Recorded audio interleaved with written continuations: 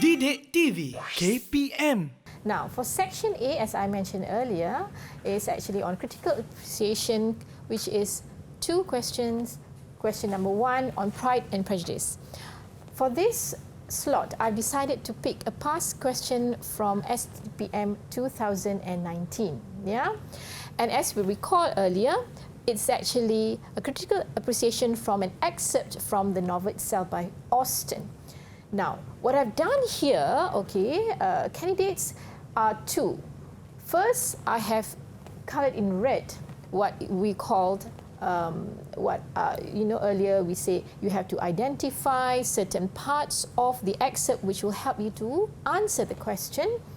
And then the ones which have been underlined are those in which you can use as your textual evidence from the excerpt to support your points. Yeah. So this one is the first part of the excerpt. This is the second part of the excerpt. And this is a third part of the excerpt. As you can see, what I've done is to underline importance point from the excerpt and to colour in red those which will help to answer the question. And what is the question? With close reference to the excerpt above, discuss Jane's reaction to and concern about Elizabeth's breaking news. So, if you have read the novel, you will know the breaking news actually refers to Jane asking about Elizabeth's feelings toward Mr. Darcy, who she has a feeling for. So, in your introduction, you have to write about the context of the excerpt. You have to quickly go into saying that for this excerpt, this is when Elizabeth actually confides in Jane that she and Mr. Darcy or Darcy are in love. And Jane, because you're going back to the question of intent, yeah, to discuss Jane's reaction to and concern about Elizabeth's breaking news about her relationship with Darcy, or about her Darcy, we call it, Jane finds it hard to believe that Elizabeth and Darcy could be in love because they think that Elizabeth dislikes Darcy. After we've given the introduction, to set the context of the excerpt, you go to the body, meaning the points of 3 to 5 points as I've stated earlier before. So what exactly are Jane's reaction and concern? So you have to focus only on the character Jane. When you're writing your answer, write by focusing on Jane, who is uncertain whether or not Elizabeth will have a happy life. She is concerned also that the union is devoid of love when she says, and as you can see, this is a direct quotation from the excerpt. Okay? And then the third point, only after she is certain of Elizabeth's feelings for Darcy are mutual that she feels happy for her sister. Also, you can put in your points the use of exclamation marks from the excerpt, such as, "Oh, Lizzie, good heaven, can it be so?" which show Jane's worry regarding the improbability of Darcy and Elizabeth being in love. So if we go back to the excerpt here, you need to support your point with textual evidence, meaning examples from the excerpt itself. Okay, like I've given in here. All right. So, after you've actually done your body, meaning you've actually answered the body part, you then go to the conclusion. Remember, only a short paragraph, okay? So, you summarize what you've actually written. Do not bring in other irrelevant information. Just go back to your body and say, Jane's reaction and concern actually changes. She is at first unsure if Elizabeth and Darcy could be in love, but later becomes sure when she hears of Elizabeth's own emotional confession of her feelings towards Darcy. All right? So you can see that the answer is only contextualized according to the excerpt. It does not refer to anything outside or before the excerpt or anything happening after the excerpt. It is only focused on the excerpt. So remember, again, focus only what is in the excerpt. Do not summarize the plot of the story, because sometimes students tend to do that. They summarize first and then only they refer to the excerpt. understand clearly what the question is asking for. In this sample is Jane's reaction and concern. Use quotes from the excerpt as textual evidence to support your points. Organize your essay clearly and logically, introduction, body, conclusion, and lead your reader from one point to the next. So, that is question 1 on Austen's Pride and Prejudice. Okay, so question number 2 of the critical appreciation, which is part of section A, is on the Joy Luck Club. Again, I'm taken from STPM past question 2019. Once again, what I've done is, this is a question, with close reference to the excerpt above. Discuss what the gatherings represent to the narrator and her friends. So, what I did was, I focused on what the question wanted. The gatherings. This is an excerpt on the gatherings and the narrator. There is a narrator and there are her friends. So, going back to the excerpt, I underlined examples which will be used to support my points in red, and then I will then link it to my points to answer my body. Again, we begin with introduction. You have to put a context in your introduction. Go quickly to the question, which is the key term, is the gatherings. The gatherings represent happiness and good fortune for the narrator and her friends. Now, I want to really emphasize on this reminder.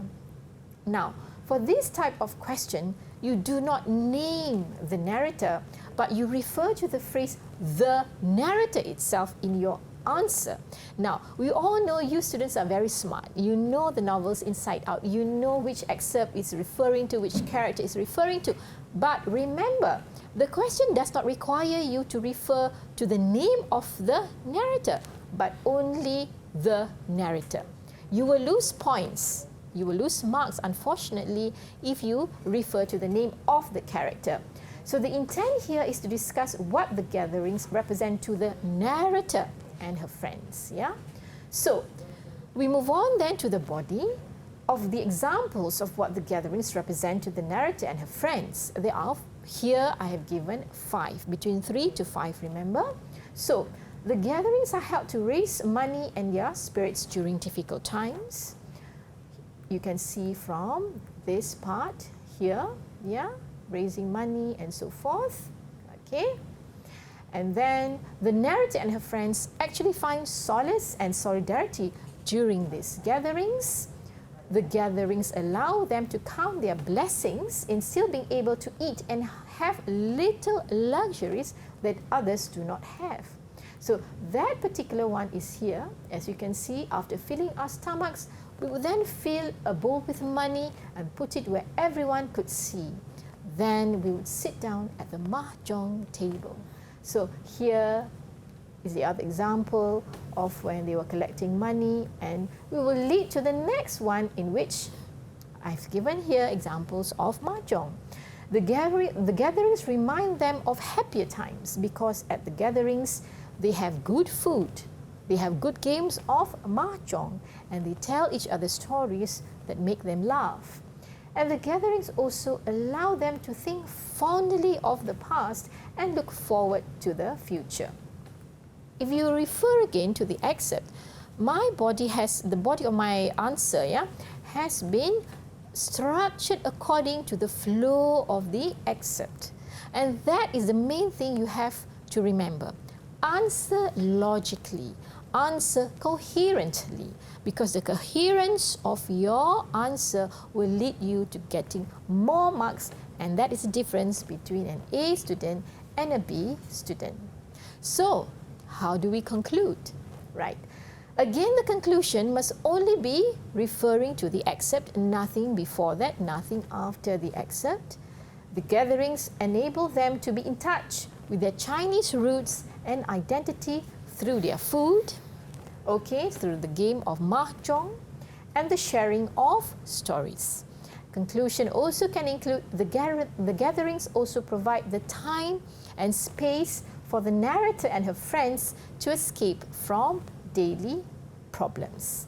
So again, I would like to focus, remember, focus only on what is in the excerpt. Do not summarize the plot of the story. Do not refer to other characters outside of the excerpt. Understand clearly what the question is asking for. Again, please use quotes from the excerpt as textual evidence to support your points. Again, I would like you to remember to organize your essay clearly and logically so that when you are writing, you can lead your reader from one point to the next. Okay? Right. Dr. Aida, I'm also Yes. curious. The excerpts will be provided, and of course they would need to underline those key points for them to answer the questions. True. Are students allowed to give their personal view on the excerpts? Well, unfortunately, for this particular section, this is not allowed. What they are required to do is to refer to the question, what is required based on the key term, which is, in the case of Pride and Prejudice, is Jane's reaction and concern to Elizabeth's breaking news, and then they have to lift the points from the excerpt itself. They cannot give their view, Elizabeth is unhappy before that, or Elizabeth is now happy because before that she was not sure of Mr. Darcy's feelings towards her. Yeah. So unfortunately for this particular section, students are not allowed to do so. Right. And another question that I have is, why is it important to also include points or words from the excerpts into the answers? Now, this is a very good question, Hanif, because it is required in the answer scheme. When students are given an excerpt, like this, and they have to base the answer on the excerpt, so we would like to know which part of the excerpt are they taking the answer from. They can give their points with regards to answering the questions. For example, for the Joy Luck Club is on what the gatherings mean for the narrator and her friends.